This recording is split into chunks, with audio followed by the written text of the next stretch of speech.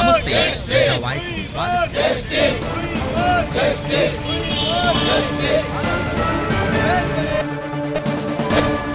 కూడా కేసు పెట్టడం జరుగుతూ ఉందని చెప్పేసి 2 టౌన్లో పెట్టడం జరిగిందని చెప్పేసి నేను చెప్పడం జరుగుతూ ఉంది.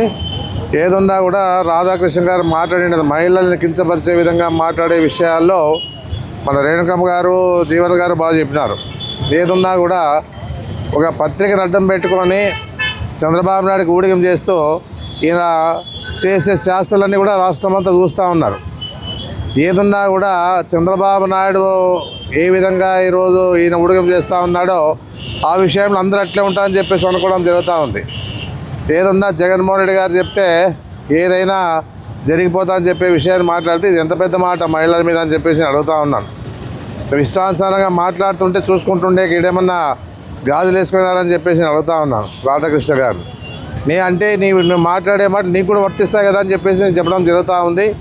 ఏదున్నా పవన్ కళ్యాణ్ గారు కూడా ఏం మాట్లాడడంలే. పవన్ కళ్యాణ్ గారు కూడా ఆ రోజు ఏమన్నారు, వాళ్ళ అమ్మని లోకేష్ గారు తిట్టినప్పుడు ఆ రోజు TV5ని కానీ ABNని కానీ బ్యాన్ చేయాలని చెప్పేసి ఇవన్నీ TV5 మీడియా అంతా కూడా బ్యాన్ చేయాలని చెప్పిన మహానుభావుడు యాడున్నాడో తెలియదు. ఈ విషయంలో ఇంత నీచంగా మాట్లాడుతున్నా ఆ రోజుల్లో మహిళల పక్క నీచంగా మాట్లాడితే వదిలిపెట్టే ప్రసక్తే లేదని చెప్పేసి ఊగి చెప్పినటువంటి వ్యక్తి యాడున్నాడో కనపడడంలే. ఈరోజు ఈ చూస్తూ ఉంటే పరిస్థితి ఇంత దారుణంగా మారుతూ ఉన్నా కూడా ఒక్క నోరు కూడా మాట్లాడడంలే, ఒక మాట మాట్లాడడంలే పవన్ కళ్యాణ్ గారు అని చెప్పేసి చెప్పడం జరుగుతూ ఉంది. రాష్ట్రంపై తలాచుగారు జరుగుతూ ఉన్నాయి, మహిళల పట్ల మానభంగాలు జరుగుతూ ఉన్నాయి, అన్ని విధాలుగా చూస్తూ ఉన్నారు. చూస్తూ కూడా ఎక్కడ కూడా ఆయన మాట్లాడే పరిస్థితి లేదని చెప్పేసి కూడా మనం చూస్తూ ఉన్నాం. అందుకే ఏదున్నా కూడా ఈరోజు మీరు గతంలో కూడా రామారావు గారిని మర్చిపోయే విధంగా చేయాలని చెప్పేసి మీడియా కూడా అందరూ వైరల్ అయిపోయింది. అది ఎందుకంటే అలాంటి వ్యక్తి మీరు. ఏదున్నా కూడా మీ పత్రిక ఉందని చెప్పేసి అహంకారంతోనే మీరు ఈ విధంగా మాట్లాడుతున్నారని చెప్పేసి ఇలాంటి మాటలు మాట్లాడితే కబర్దారని చెప్పేసి కూడా నేను హెచ్చరిస్తూ ఉన్నాం. ఏదున్నా కూడా ఈరోజు అనిత గారు మాట్లాడుతూ ఉంటే ఏదన్నా ఉండే పత్రికలు అనేది 10 మందికి ఉపయోగపడాలి. ఆ విధంగా కాకుండా ఒక చంద్రబాబు నాయుడు గారికి ఉపయోగపడుతుందని చెప్పేసి కూడా తెలుస్తూ ఉంది ప్రజలందరూ కూడా. ఈ ABN కానీ TV5 కానీ ఇవన్నీ కూడా ఒక పత్రిక ఒక పార్టీ వైపే మొగ్గు చూపుతా ఉందని కూడా అందరూ చూస్తూ ఉన్నారు.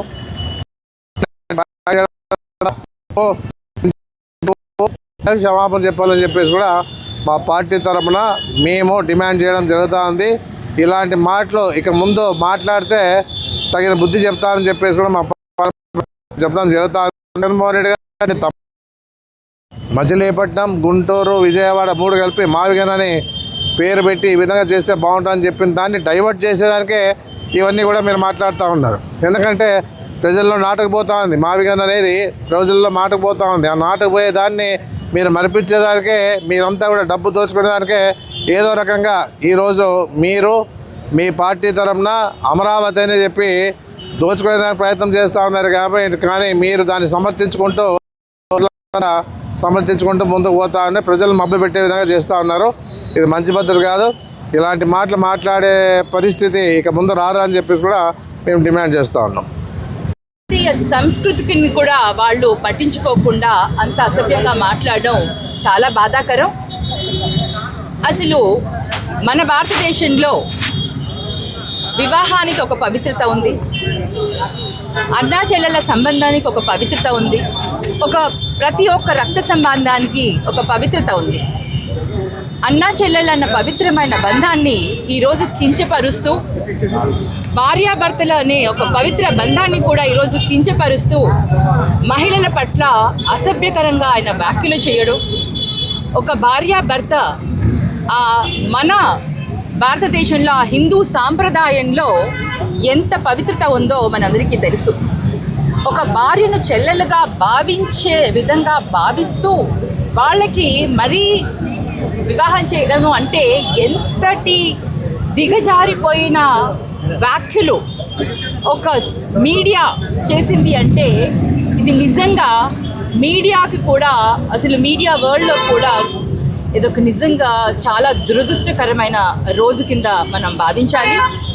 మీరు ఎటు పక్కన ఒక సింగిల్గా మీరు ఒక రాజకీయానికి పట్ల మీరు మాట్లాడాలని అనుకుంటే మీరు వేరుగా ఎంతో మాట్లాడచ్చు. కానీ మహిళలు, మన సంస్కృతి, వీటిని అసభ్యంగా మాట్లాడితే మీరు సమాజానికి ఏం మెసేజ్ ఇవ్వాలనుకుంటున్నారు?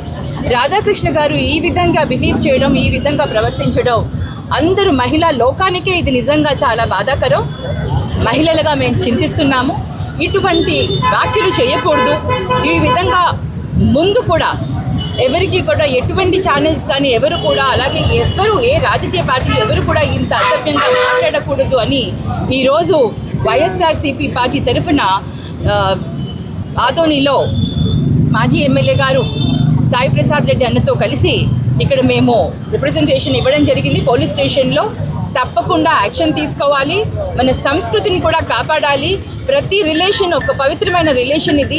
ఆ రిలేషన్స్ గురించి తప్పుగా మాట్లాడకూడదని రాధాకృష్ణ గారికి తెలియజేస్తున్నాము. ఇటువంటి వార్తలు కానీ, ఇటువంటి మెసేజ్ కానీ మీరు ఇచ్చే సమాజాన్ని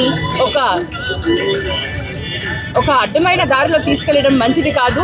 యువతకు మంచి నేర్పించాల్సిన ఈ రోజుల్లో మీరు ఈ విధంగా మాట్లాడడం అస్సలు మంచిది కాదనేసి మహిళలందరి తరఫున నేను చాలా స్ట్రాంగ్గా, వైఎస్ఆర్సీపీ పార్టీ తరఫున చాలా స్ట్రాంగ్గా నేను వాళ్ళకి తెలియచేస్తున్నాను. వీ విల్ నాట్ యాక్సెప్ట్, మేము దీన్ని యాక్సెప్ట్ చేయము, దీన్ని తీవ్రంగా ఖండిస్తున్నామని మీడియా పరంగా నేను తెలియజేసుకుంటాను. ABN channels as well as newspaper అధినేత రాధాకృష్ణ గారి మీద ఒక కంప్లైంట్ దర్జు చేయడానికి ఈరోజు వైఎస్ఆర్సీపీ నేతలందరూ వచ్చి కంప్లైంట్ ఇచ్చాము. ముఖ్యంగా దీనికి ఒక కారణం ఏమంటే, మాజీ చీఫ్ మినిస్టర్ శ్రీ జగన్మోహన్ రెడ్డి గారు ఒక ప్రపోజల్ తెచ్చారు. గుంటూరు, విజయవాడ, మచిలీపట్నం మధ్యలో ఒక కారిడార్ ఏర్పాటు చేసి రాజధానిని డెవలప్ చేయొచ్చు అనే విషయం.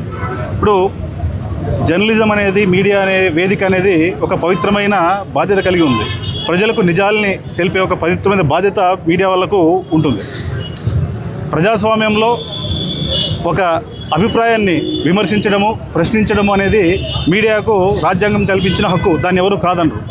కానీ ఆ స్వేచ్ఛను దుర్వినియోగపరుచుకొని మీడియాలో ఇష్టానుసారంగా మాట్లాడడం అనేది చాలా బాధాకరం.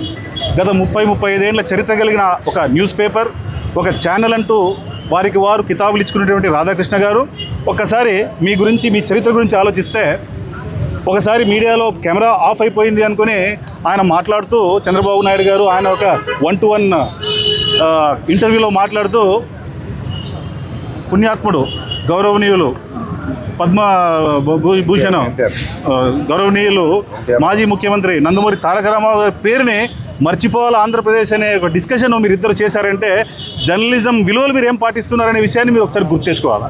అదేవిధంగా ఇంకో సందర్భంలో గవర్నమెంట్ ఉద్యోగులకు జీతాలు ఇవ్వే విషయంలో కూడా వాళ్ళకి ఎందుకు ఇవ్వాలా జీతాలు అనేది మీరు చంద్రబాబు నాయుడు గారికి సజెస్ట్ చేశారు. అంటే మీరు మీడియా ముసుగులో ఒక పార్టీకి ఒత్తాసు పలుకుతున్నారని మాకు అనిపిస్తూ ఉంది. అది మీరు చేసుకోండి, తప్పులేదు. కానీ మీ మీడియాలో ఒక అభిప్రాయం తెలిపినటువంటి మాజీ ముఖ్యమంత్రి వైఎస్ జగన్మోహన్ రెడ్డి గారి గురించి ప్రస్తావిస్తూ వీకెండ్ విత్ ఆర్కే అనే ఒక ప్రోగ్రాంలో ఆయన పలికిన పలుకులు కూడా నేను చెప్పదలుచుకోలే. ఎందుకంటే అంత జుజుసాకరంగా, అంత అవమానకరంగా ఉన్నాయి ఆ వార్తలు, ఆ విషయాలు. అది కూడా నేను మీడియా ముఖంగా దాన్ని చెప్పి ఆయన హైలైట్ చేయదలుచుకోలే. మీరు పలికిన మాటలు ఏవైతే ఉన్నాయో సార్, అవి ప్రతి ఒక్క విలువైన మేడం చెప్పిన విధంగా ఒక హిందూ సాంప్రదాయం సంబంధించినటువంటి మంచి ఒక సంబంధాన్ని కించపరుస్తూ మాట్లాడిన వ్యాఖ్యలు చాలా అభ్యంతరకరము, అవమానకరమైనటువంటి విషయాలను మీకు తెలియజేస్తూ, మీరు నిజంగా ఇన్ని సంవత్సరాలు జర్నలిజం విలువలతో చేసినారు అనేది మీకు అభిప్రాయం ఉంటే ఖచ్చితంగా మీరు బయటికి వచ్చి మీడియా ముందు క్షమాపణ చెప్పాలా, మహిళా లోకానికి క్షమాపణ చెప్పాలా. చెప్పని పక్షంలో ప్రజలు ఏమనుకుంటారంటే 30 ఏళ్ళ నుంచి మీరు చేసింది జర్నలిజం ముసుగులో చంద్రబాబు నాయుడు గారికి ఒత్తాసు పలకడం తప్పించి వేరేది చేయలేదు అని చెప్పేసి ప్రజలు ఆలోచిస్తారనే విషయాన్ని మీరు గమనించగలరు. ఇప్పటికైనా మించిపోయింది లేదు, మీరు అర్థం చేసుకోవాలా. మధ్యలో మన గౌరవనీయ హోమ్ మినిస్టర్ గారు అనితమ్మ గారు మీడియాలో వచ్చి వైఎస్ఆర్సీపీ నాయకులు ఏబిఎన్ రాధాకృష్ణ గారికి క్షమాపణ చెప్పాలంట. ఎందుకంటే వీళ్ళందరూ వెళ్ళి ఏబిఎన్ ఆఫీస్ మీద దాడి చేశారంట. అమ్మ, దాడికి నిరసన తేడా తెలుసుకో.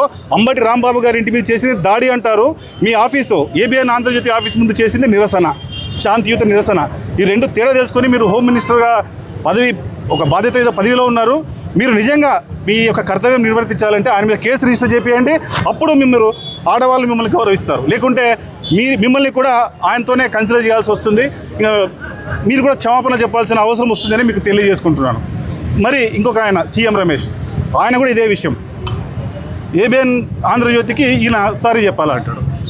ఇప్పుడు నాకు అర్థం కాని విషయం ఏమంటే, రాజకీయాలు ఎలా అయిపోయినాయి అంటే ఒక పార్టీకి సపోర్ట్ చేస్తే వాళ్ళకు రావాల్సింది వస్తాయి. కాబట్టి ఈ రకంగా ఏబిఎన్ ఆంధ్రజ్యోతి ఇప్పుడు ప్రస్తుతము కూటమి ప్రభుత్వాన్ని సపోర్ట్ చేస్తూ ఆ రకంగా ముందుకెళ్తూ ఉన్నారు. ప్రజలు గమనిస్తున్నారు. మేము కంప్లైంట్ అయితే ఇచ్చాము, రిజిస్టర్ చేస్తారనుకుంటున్నాము. ఒకవేళ రిజిస్టర్ చేయకపోతే ఖచ్చితంగా మాకు చాలా ద్వారాలు ఉన్నాయి, కోర్టు మార్గాలు ఉన్నాయి. కోర్టు ద్వారా ఆయన కరెక్ట్గా అరెస్ట్ చేపిస్తాము, ఆయన కేసు రిజిస్టర్ చేపిస్తాము, చట్టపరమైన చర్యలు తీసుకుంటామని తెలియజేస్తూ నాకు అవకాశం ఇచ్చినటువంటి అందరికీ ధన్యవాదాలు తెలియజేసుకుంటాను. నా పేరు ఎల్కే జీవన్ సింగ్, రాష్ట్ర కార్యదర్శి న్యాయ విభాగం వైఎస్ఆర్సీ. Thank you.